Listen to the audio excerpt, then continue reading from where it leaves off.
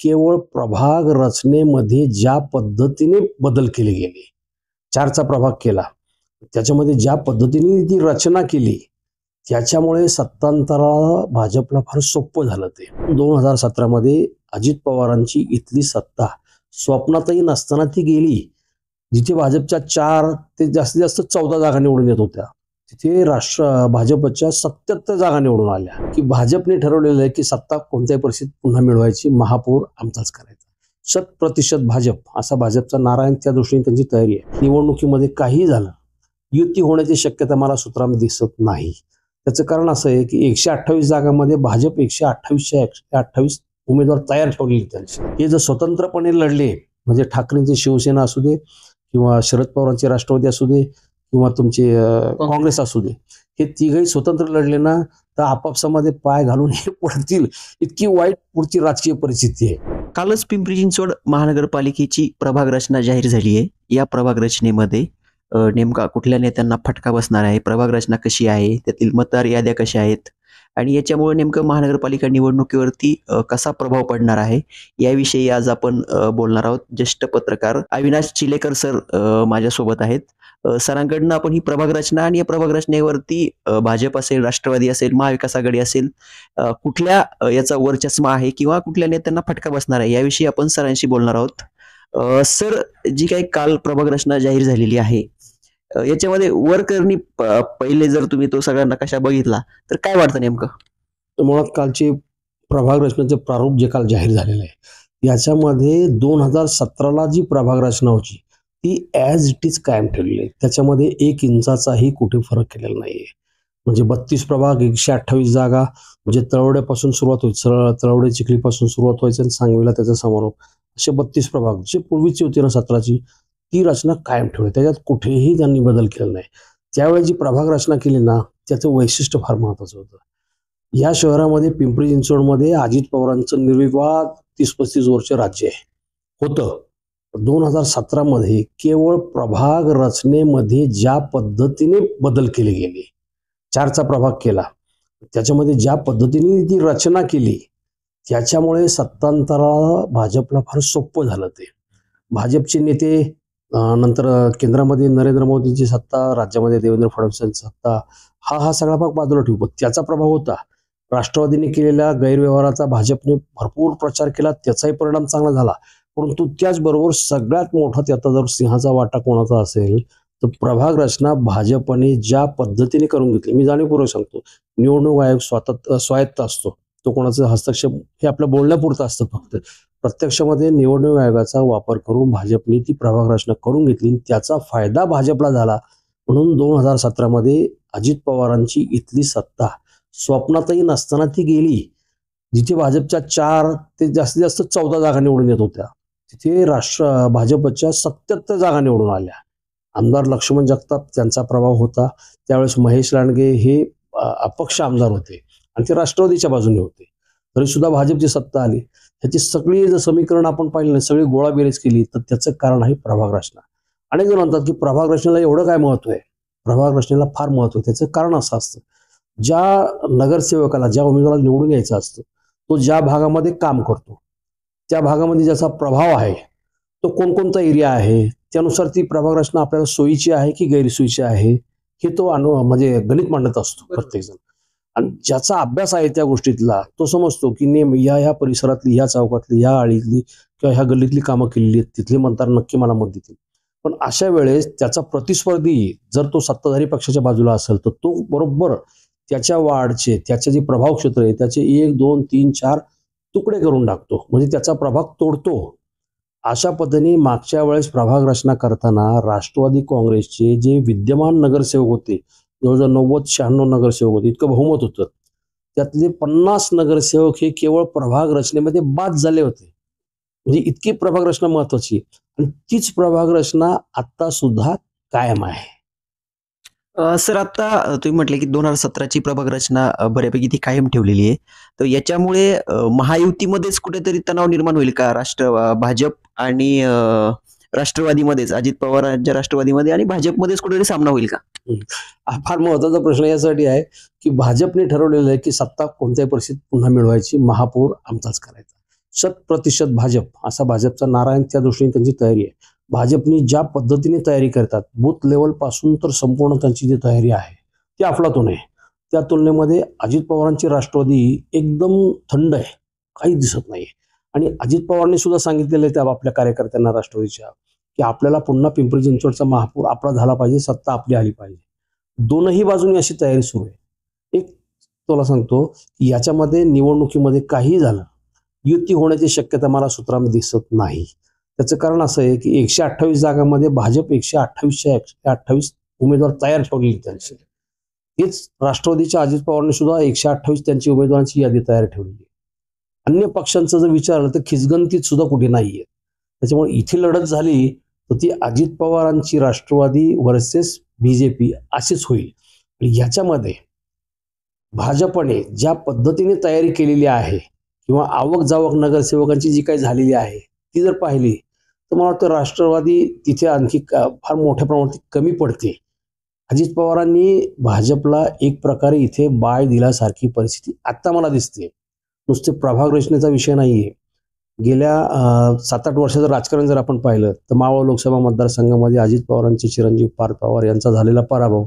त्यावेळेस अजित पवारांना प्रश्न पडला होता, मी पिंपरी चिंचवडचं इतकं भलं केलेलं आहे, इतकी मोठी कामं केलेली आहेत, तरी सुद्धा मला पिंपरी चिंचवडच्या जनतेने नाकारलं, म्हणजे माझ्या मुलाला मतं नाही दिली भाजपमध्ये. आणि त्यावेळेस तो पराभव झाला. 2017ला महापालिका हातातून गेली. त्यावेळेस सुद्धा अजित पवारांनी वारंवार बोलून दाखवलं आणि पिंपरी चिंचवडमध्ये येणं जवळपास त्यांनी बंद केलं होतं. म्हणजे आता ते परत सुरुवात केली त्यांनी. पण ही अजित पवारांची जी नाराजी आहे त्याच्यानंतर हे गेल्या 7-8 वर्षातलं आपण जर पाहिलं, भाजपने या शहरामध्ये गेल्या 7-8 वर्षामध्ये ज्या पद्धतीने त्यांचं राजकीय वर्चस्व प्रस्थापित केलेलं आहे, तळागाळापर्यंत त्यांची पाळंमुळं इतकी खोलवर रुजवलेली आहेत, ही उखडणं अजित पवारांच्या राष्ट्रवादी काँग्रेसला आता तितकं सोपं नाहीये. भाजपचे इथे 4 आमदार आहेत. ज्यावेळेस देवेंद्र फडणवीस 5 वर्ष मुख्यमंत्री होते त्यावेळेस त्यांनी या शहरामध्ये राज्यसभेची खासदारकी झोपेतून उठून एका साध्या कार्यकर्त्याला अमर साबळे यांना राज्यसभेचे खासदार केलं. त्याशिवाय अमित गोरखे हे अत्यंत साधा कार्यकर्ता, मातंग समाजाचा तरुण कार्यकर्ता, त्याला अण्णाभाऊ साठे महामंडळावरती देवेंद्र फडणवीस यांनी खास त्याला अध्यक्ष केलं. नंतर आता अमित गोरखे हे आमदार आहेत विधान परिषदेवरती. उमाताई खापरे भाजपच्या अत्यंत सर्वसामान्य महिला कार्यकर्त्या, निष्ठावंत प्रदेशाध्यक्ष होत्या महिला राष्ट्रवादीच्या याच्या भाजपच्या, परंतु त्यांना सुद्धा विधान परिषद दिली का तर पंकजा मुंडेंना त्यावेळेस द्यायची होती उमेदवारी म्हणून त्यांची लॉटरी लागली. म्हणजे दुसरं सांगतो, महामंडळामध्ये सदाशिव खाडे हे गोपीनाथ मुंडेंचे अत्यंत निष्ठावंत कार्यकर्ते, त्यांना प्राधिकरणाचं अध्यक्षपद देऊ नये म्हणून भाजपमध्ये आलेले लक्ष्मण जगताप यांच्यापासून सगळ्यांचा गाववाल्यांचा विरोध होता. देवेंद्र फडणवीस यांनी ते ऐकलं नाही आणि भाजपचे निष्ठावंत सदाशिव खाडे म्हणून त्यांना उमेदवारी दिली. याशिवाय सचिन पटवर्धन यांना राज्य लोकलेखा समितीचं अध्यक्ष 2 वेळा दिलं. म्हणजे अशा प्रकारे या शहरामध्ये भाजपने 4 महामंडळ, म्हणजे राज्यमंत्रीपदाची दर्जाची महामंडळ दिली. 4 आता आमदार आहेत भाजपचे. इतकी मोठी राजकीय ताकद भाजपने दिली. त्याचा परिणाम असा आहे की पिंपरी चिंचवड अजित पवारांच्या हातातून तसं गेलेलं आहे. म्हणजे अजित पवारांनी गेल्या 30 वर्षामध्ये 25-30 वर्षामध्ये पिंपरी चिंचवड शहरामध्ये योगेश बहल यांच्यासारखा एक अत्यंत निष्ठावंत त्यांचा कार्यकर्ता होता, त्याला विधान परिषद दिली नाही. दुसरं, त्यांना इथं विधानसभेला ते येऊ शकत नाही कारण ते अमराठी असल्यामुळे त्यांना विरोध होतो गाववाल्यांचा. अन्य जे कार्यकर्ते होते इथले, जे अजित पवारांचे लॉयल होते, त्यांना सुद्धा कोणाला साधं महामंडळ सुद्धा मिळालं नाही. एक आझम पानसरे होते, त्यांना ग्राहक कल्याण समितीचा अध्यक्ष केलं, ज्याला कुठलेच अध्यक्ष नाहीयेत. 5-10 कोटी सुद्धा फडले त्याला. म्हणजे थोडक्यामध्ये पिंपरी चिंचवडच्या बाबतीमध्ये राष्ट्रवादीने ज्या पद्धतीने तिकडे दुर्लक्ष केलं, अन्याय केला, गृहीत धरलं, त्याचा परिणाम तो सगळा राष्ट्रवादीचा अजित पवारांचा जो फॉलोअर आहे तो आपोआप भाजपकडे गेला. भाजपने तो धरून ठेवला, पकडून ठेवला. त्याचा परिणाम आज पिंपरी चिंचवड शहरामध्ये भाजपची ताकद ही तळागाळामध्ये याच्यामध्ये फार भक्कम आहे राजकीय दृष्टिकोनातून. तुम्ही आता जर पुढं प्रभाग रचना आणि याच्या पुढचे राजकीय आताचे परिणाम जर म्हणाल तुम्ही, तर भाजपने या शहरामध्ये 5 वर्ष महापालिकेमध्ये निर्विवाद सत्ता गाजवली. पण त्या काळामध्ये 2017ला त्यांनी ज्या घोषणा दिल्या होत्या सत्ता हातात मिळवण्यासाठी की भयमुक्त, भ्रष्टाचार मुक्त पिंपरी चिंचवड शहर, झालं का? मी म्हणेन बिलकुल झालं नाही. उलट भययुक्त शहर झालेलं आहे. गुन्हेगारांचा वावर वाढलेला आहे. भ्रष्टाचार पूर्वीपेक्षा 10 नाही 20 पटीने वाढलेला आहे. नको बारामती, नको भानामती म्हणून पवारांना हिणवण्यासाठी म्हणून त्यांनी घोषणा केली होती. प्रत्यक्षामध्ये त्याचा तसा तो परिणाम नाही काही, परंतु भाजपने ज्या पद्धतीने सत्ता मिळवण्यासाठी लोकांना एक स्वप्न दाखवली, आशा निर्माण केली होती, त्या तुलनेमध्ये लोकांना वाटतं की नाही बाबा भ्रष्टाचार तर प्रचंड आहे. पण एक सांगतो, अजित पवारांच्या काळामध्ये रस्ते, लाईट, गटर, पूल, उड्डाणपूल, स्विमिंग टँक वगैरे हे सगळं झालं. पण या शहराला एक स्वतःची अस्मिता, या शहराची स्वतंत्र ओळख निर्माण करून द्यायचं काम कोणी केलं असतं तर ते देवेंद्र फडणवीसांनी केलं. कारण या शहराला स्वतंत्र पोलीस आयुक्तालय व्हायला पाहिजे होतं. त्यांनी ते केलं, त्याला भूमिपूजन केलं, इमारतीचं काम सुरू झालं. या शहराला स्वतंत्र कोर्ट पाहिजे होतं. जिल्हा न्यायालय सुद्धा इकडे यावं, बाकीचे कामगार न्यायालय, औद्योगिक न्यायालय, कौटुंबिक न्यायालय ही सगळी या शहरात यावीत. यासाठी त्यांनी प्रयत्न केले. 15-16 एकर जागा दिली, काम सुरू झालं. ही कामं देवेंद्र फडणवीसांनी ज्या पद्धतीने फास्ट ट्रॅकवरती केली तशी दुसरी कोणी केली नाही. मग त्याच्यामुळं अजित पवारांच्या बाबतीमध्ये कार्यकर्ते विचार करताना सहज विचार करतात की बाबा दादांनी आम्हाला काय दिलं.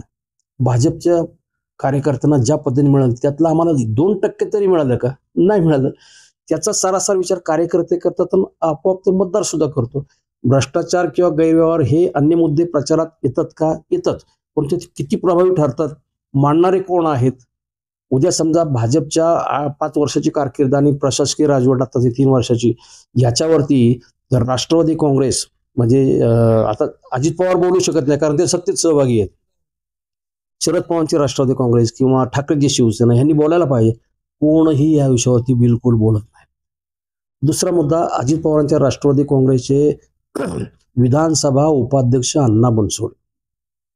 खरं तर शहराला प्रथमच इतकं मोठं पद मिळालेलं आहे. याच्यामध्ये मला तिकडेच यायचं होतं की अण्णा बनसोडे जे काही आहेत उपाध्यक्ष, त्यांना पद मिळालेलं आहे. तर त्यांच्या पिंपरी मतदारसंघामध्ये काय त्यांना अनुकूलन काय झालेली आहे का प्रभाग रचना, का तसं काही नाहीये? नाही. एक सांगतो, ह्याच्यामध्ये ना अनुकूल महेश लांडगेंना आहे, ना अनुकूल शंकर जगताप, ना यांना अण्णा बनसोडेंना. प्रभाग रचना 2017ला ज्यांनी केली ती भाजप सत्तेवर यावी यासाठी ती स्वतंत्र यंत्रणेमार्फत तयार केली होती. त्यावेळेस या 3ही आमदारांचा त्याचा कुठेही हस्तक्षेप नव्हता. आताच्या याच्यामध्ये सुद्धा काही हस्तक्षेप नाहीये. त्याच्यामुळे त्यांना अनुकूल वगैरे असा इथं विषयच येत नाहीये. ही प्रभाग रचना जी पूर्वीची होती 17ची, ती आपल्याला फायद्याची ठरली हे भाजपला माहिती आहे. त्याच्यामुळे यावेळेस प्रभाग रचना करताना ती बदलू नये यासाठी भाजपने अगदी शेवटपर्यंत त्यांची प्रतिष्ठा पणाला लावलेली होती. अजित पवारांचा विषय होता. अजित पवार म्हणत होते 3चा प्रभाग करा म्हणजे राज्य पातळीवर, पण तो नाही ऐकला शेवटपर्यंत. इव्हन पिंपरी चिंचवडमध्ये काही प्रभागामध्ये फेरबदल करायचे होते, त्यांचं नाही चाललं.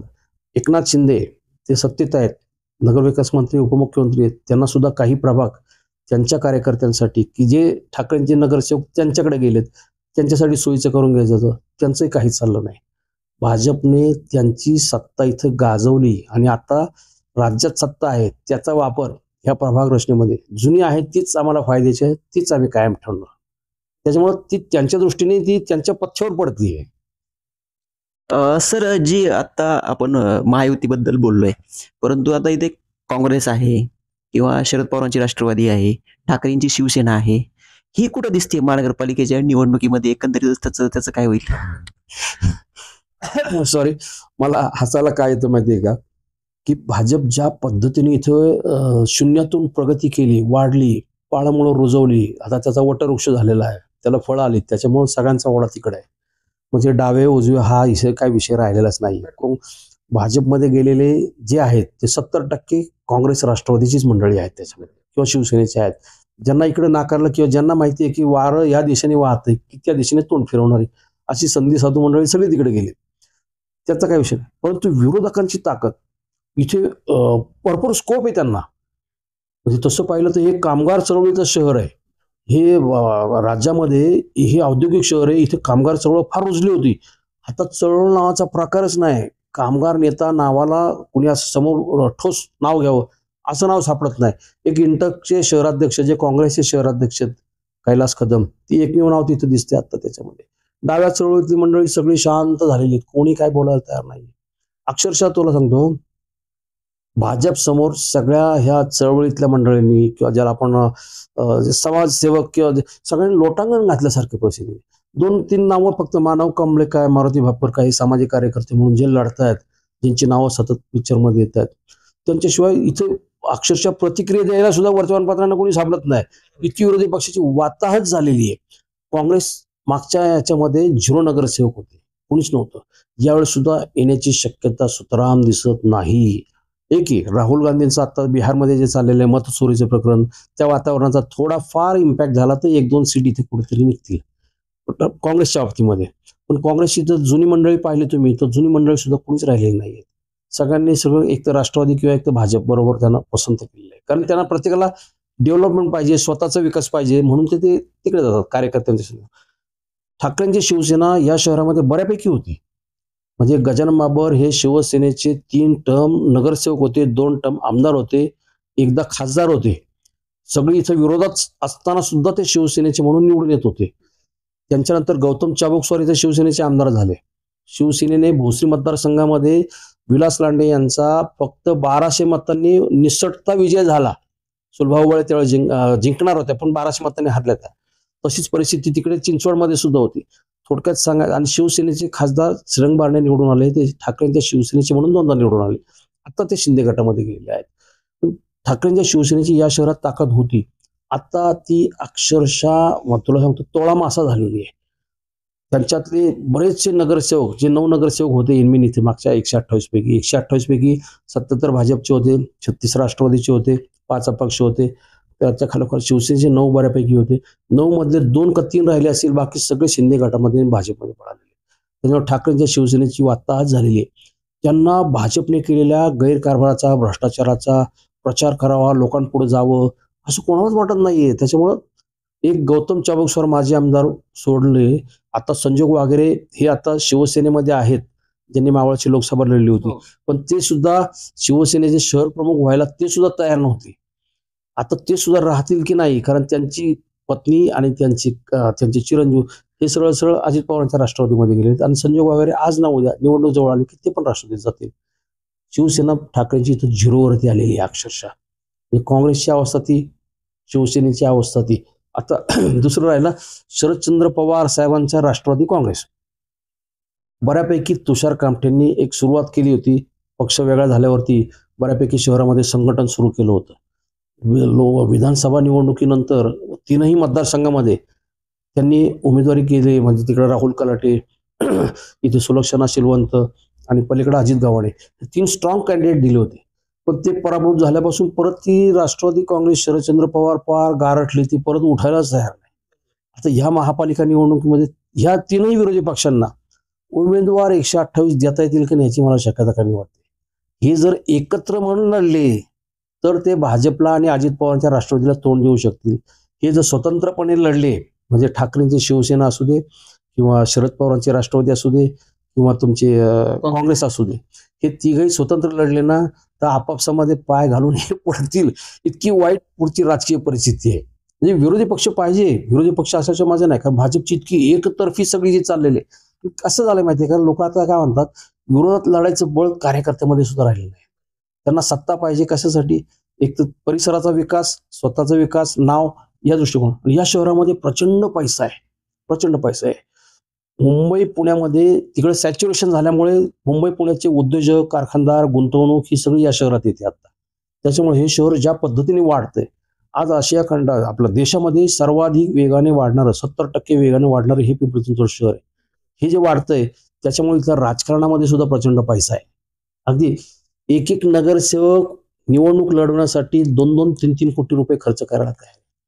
आणि ह्या निवडणुका जर राष्ट्रवादी काँग्रेस, अजित पवार, भाजप असे स्वतंत्र झाली, शिवाय हे बाकीचे 3ही पक्ष जर स्वतंत्र लढले, तर एका वार्डात 128 जागा आहेत.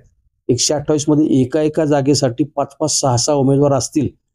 त्याचा परिणाम चांगला जर अपक्ष उमेदवार असेल तर तो सुद्धा निवडून येऊ शकतो. त्यामुळे अपक्षांना सुद्धा इथं चांगली संधी मिळू शकते. आताची परिस्थिती अशी आहे. आपण ते प्रभाग रचनेवरती ज्यावेळेस बोलतो सर, त्यावेळेला जर समजा खरी लढत जी आहे शहरामध्ये ती भाजप आणि राष्ट्रवादी अजित पवार गट या दोघांमध्येच आहे. परंतु जर समजा महायुती झाली आणि जर महायुती झाली नाही तर काय चित्र राहील? मग तिथं कुठेतरी काँग्रेस, शरद पवारांची राष्ट्रवादी, ठाकरेंची शिवसेना यांना काही स्कोप वाटतो का? यांचा काही स्कोप नाही? नाही, याच्यामध्ये त्यांना स्कोप नाही मला वाटत काही.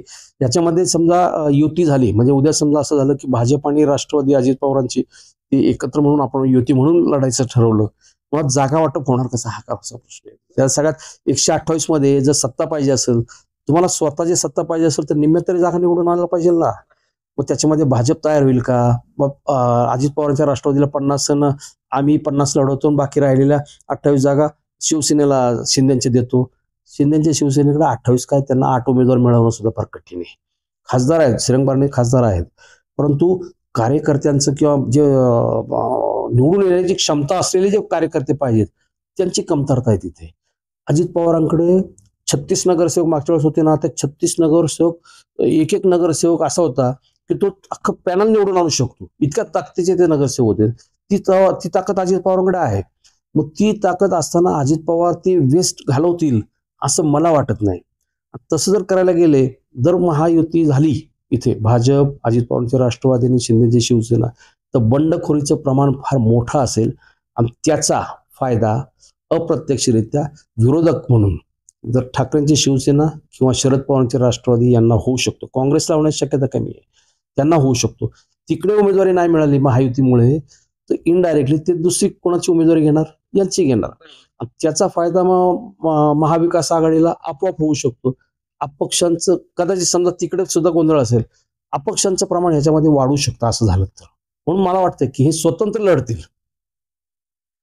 सर, याच्यामध्ये आपण म्हणतो की भाजप हा स्ट्रॉंग आहे शहरामध्ये, भाजपचे 4 आमदार आहेत, परंतु भाजपच्या अंतर्गत काही कुरघोडीचा काय किंवा काही असा काही फटका बसू शकतो का भाजपला? भाजप पक्षामध्ये अंतर्गत कुरघोडी प्रचंड आहे. साधं उदाहरण सांगतो तुम्हाला मी. या शहराचा सुधारित विकास आराखडा आता नुकताच झाला. त्याच्या हरकती सूचनांसाठी त्यांनी मुदत दिली होती. 50,000 हरकती सूचना आल्या. त्या विषयावरती, शहर विकास आराखड्याच्या विषयावरती तिथे भाजपचे चिंचवडचे आमदार शंकरशेठ जगताप त्यांनी विधानसभेमध्ये लक्षवेधी मांडली. त्या लक्षवेधीवर बोलताना त्यांनी सांगितलं की हा आराखडा अत्यंत चुकीचा आहे, तो मोडीत काढा, तो रद्द करा. त्यांना पाठिंबा देण्यासाठी विधान परिषदेमध्ये अमित गोरखेंनी सुद्धा तिथेच याच विषयावरती विकास आराखडा अत्यंत चुकीचा आहे, तो रद्द करा. उमा खापरे भाजपचे आमदार विधान परिषद त्यांनी सुद्धा तो रद्द करा. पण महेश लांडगे यांनी मात्र विधानसभेमध्ये बोलताना चुका सुधारणा करून आराखडा मंजूर करायला पाहिजे असा सूर लावला. तिथे ते मतभेद दिसून आले. इतकंच नाही तर ज्यावेळेस भाजपचं संघटन, ज्याला आपण आता पक्षाध्यक्ष म्हणून आपले शत्रुघ्न काटे यांची नियुक्ती झाली, एका प्रेस कॉन्फरन्समध्ये अमित गोरखेंना ज्यावेळी विधान परिषदेमध्ये केलेल्या कामकाजाचा आढावा विचारला तर त्यावेळेस अमित गोरखेंनी सांगितलं की मी हा मोठा मुद्दा तिथे मांडला की विकास आराखडा रद्द केला पाहिजे. तर तिथेच अमित गोरखे ते शेजारीच बसले होते, तर त्यांनी सांगितलं शहराध्यक्ष शत्रुघ्न काटेंनी की विकास आराखडा रद्द नाही केला पाहिजे अशी आमची भूमिका आहे, त्यात चुका असतील तर ते सुधारणा केली पाहिजे. म्हणजे शत्रुघ्न काटे, महेश लांडगे एका बाजूला आणि हे बाकीचे 3 आमदार दुसऱ्या बाजूला, अशी सरळ सरळ. आणि भाजपमध्ये अंतर्गत कुरघोड्या अशा बऱ्याच सुरू आहेत. आता एक आहे, पूर्वी या शहरामध्ये ज्यावेळेस लक्ष्मण जगताप होते, लक्ष्मण जगताप यांच्या पुढे बोलायची कोणाची हिंमत नसायची. त्यांचा तितका दरारा होता, वचक होता आणि सगळे कार्यकर्ते, पक्ष, संघटन सगळं त्यांच्या ताब्यात होतं. ते सांगतील त्या पद्धतीने व्हायचं. ती आर्थिक मदत, साम, दाम, दंड, भेद सगळ्या पद्धतीने करायचे. आता महेश लांडगे ती जागा घेऊ पाहतायत, परंतु महेश लांडगे सुरुवातीला फक्त भोसरी पुरता करू पाहत होते. आता ते शहराचे एक एक प्रश्न हातात घ्यायला लागले. हिंजवडीचा प्रश्न हातात घेतला त्यांनी, वाहतुकीचा प्रश्न हातात घेतला, जलवाहिनीचा प्रश्न हातात घेतला. म्हणजे ते पुढच्या दृष्टिकोनातून तयारी करतायत. 2029ची लोकसभा निवडणुकीमध्ये ते पूर्वी शिरूरला त्यांचं नाव चर्चेत होतं, तिथे उमेदवारी प्रयत्न करत होते. आता त्यांना विचार लक्षात आलं 2029ला शहराची संपूर्ण फेररचना होणार आहे, लोकसभा विधानसभा. तर त्याच्यासाठी आपण खासदारकीची तयारी केली. ती एक हिंदुत्ववादी इमेज म्हणून ते बनू पाहतात. प्रत्यक्षात तसं ते मला शक्य दिसत नाही. कारण का, ते बनू पाहतायत, त्यांना शुभेच्छा आहेत, परंतु ग्राउंड लेवलला आपण जर पाहिलं तर ते तितकं शक्य दिसत नाही. महेश लांडगे विरुद्ध बाकीचे 3 आमदार असं सरळ सरळ भाजपमध्ये दोफळी आहे. आणि महेश लांडगेंनी स्वतःची इमेज अशी बिल्ड केलेली आहे आणि ते त्यांना म्हणजे त्या बाबतीमध्ये सॅल्यूट आहे. कारण त्यांनी सतत संपर्क, सतत प्रसिद्धी, सगळा मीडिया हातात ठेवून ज्या पद्धतीने संपूर्ण ह्याच्यावरती कमांड मिळवलेला आहे, त्याच्यामुळे आता भाजप हा त्यांच्या हातात आहे असं एक चित्र ह्याच्यामध्ये निर्माण झालेलं आहे. आणि हे बाकीचे शंकर शेठ जगताप काय किंवा उमाताई खापरे काय, अमित गोरखे काय, हे त्या बाबतीमध्ये थोडे कमी पडत आहेत. हे अगदी सहज दिसतं. भाजपमधली ही गटबाजी आहे, याचा सुद्धा भाजपला मोठा फटका बसू शकतो विधानसभा निवडणुकीमध्ये. उद्या उमेदवारी द्यायची झाली तर शंकर शेठ जगताप यांच्या शिफारसीला शत्रुघ्न काटे उमेदवारीला हो म्हणतील की नाही, ही शक्यता कमी आहे. म्हणजे हे सगळे हे एकमेकाचे काटे काढण्याचा कार्यक्रम हे तिथं होणार आहे. म्हणून लोकांना कार्यकर्ते आता घाबरलेले आहेत. यांच्या साठमारीमध्ये आपलं मरण व्हायला नको, आपलं नगरसेवक आपली उमेदवारी जायला नको किंवा आपलं भवितव्य अंधारात यायला नको. त्याच्यामुळे ते वैतागलेले आहेत कार्यकर्ते. भाजपमधल्या गटबाजीचा तो परिणाम दिसतो त्याच्यावरती.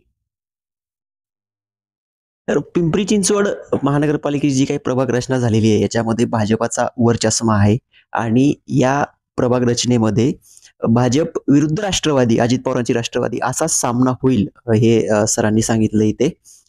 तर पुढील काळामध्ये नेमकी कशी ही निवडणूक रंगते ते आपण बघणारच आहोत. तुर्तास थांबतोय. धन्यवाद. सोशल मीडियाच्या भाऊ गर्दीत विश्वासार्हतेने चकाकणारे नाव म्हणजे लेट्सअप मराठी. सगळ्यांना, सगळ्या नागरिकांना ती स्पीच, ती लेट्सअप वरील मुलाखती म्हणजे विचारांचा खजिना. त्यानंतरच्या निवडणुकीमध्ये मला सोडून गेले. बातम्या केवळ वस्तुस्थिती सांगणाऱ्या, न प्रोपोगंडा, फक्त जनतेचा अजेंडा. क्योंकि आने वाला कल जाने वाला है, जाने वाला कल आने वाला है. राजकारण, मनोरंजन असो की क्रीडा क्षेत्र, महाराष्ट्राची स्पंदने संवेदनशीलतेने टिपणारे माध्यम म्हणजे लेट्सअप मराठी.